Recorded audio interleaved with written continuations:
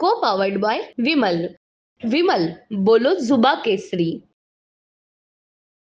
काय सांगाल, आज शरद पवारांनी म्हटलं आहे की नरेंद्र मोदींनी 2014 पासून जे नॅरेटिव्ह मांडले ते सर्व नॅरेटिव्ह खोटे होते. त्यांनी जे सांगितलं होतं, पण मात्र त्यांच्या कित्येक कोटी लोकांनी त्यांच्या विरोधात मतदान केलं. दुसरी गोष्ट म्हणजे केंद्र सरकारने सर्वांना समान न्याय दिला पाहिजे असं त्यांनी म्हटलं होतं. मात्र तरी पण जनतेने त्यांना पंतप्रधान पद दिलं, पण आता किती दिवस हे सरकार राहिले माहीत नाही असं शरद पवारांनी म्हटलं आहे. आता पुढचे 5 वर्ष केंद्र सरकार हे NDAचं त्या ठिकाणी स्थापन झालेलं आहे. 5 वर्ष पुढचं NDA आघाडीच्या नेत्यांना बोलण्याच्या पलीकडे आज तरी कुठला पर्याय उरलेला नाही आहे. सरकार काही EVMच्या यांच्या सांगण्यानुसार आत्ता तरी निदान आलेलं नाही आहे. जे आलेलं आहे ते जनतेच्या आशीर्वादाने आलेलं आहे, जनतेच्या कृपादृष्टीने आलेलं आहे. महाविकास आघाडीच्या नेत्यांना आता केवळ फक्त एवढंच उरलेलं आहे की आपण वाट बघणे आणि सरकार पुढचं कधी पडतं त्याच्याविषयी वल्गना करणे. त्यांनी म्हटलं की जनतेने धडा शिकवला या सरकारला.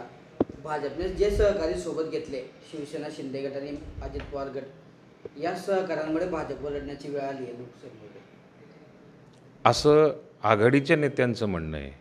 महायुतीच्या प्रत्येक गटकाला, प्रत्येक कार्यकर्त्यांनी घेतलेल्या परिश्रमाचं पूर्णपणे समाधान आहे. त्याच्यामुळे महायुतीतल्या कुठल्याही गटकावरती, कुठल्याही पक्षावरती ह्या वाक्याचा कुठलाही परिणाम होणार नाही.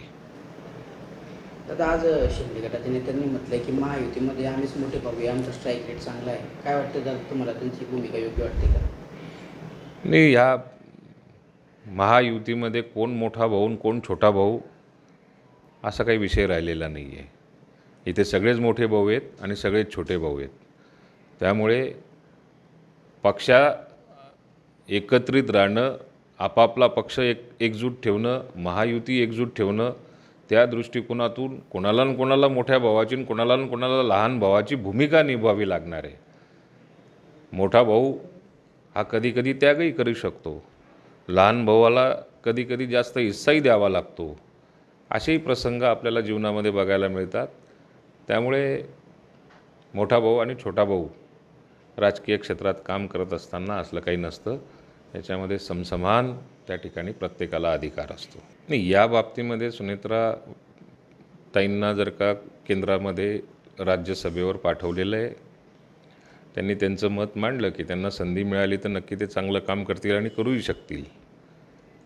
पण हा सर्व अधिकार आमच्या राष्ट्रीय अध्यक्षांचा, प्रदेशाध्यक्षांचा आणि त्याच्याबरोबर प्रफुल्लभाई पटेलांचा, हा त्यांचा अधिकार आहे कोणाला मंत्री बनवायचं आणि कोणाला मंत्री नाही बनवायचं.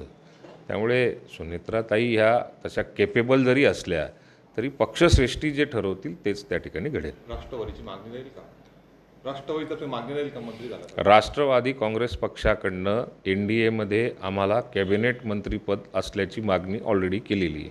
को पावर्ड बाय विमल. विमल बोलो जुबा केसरी.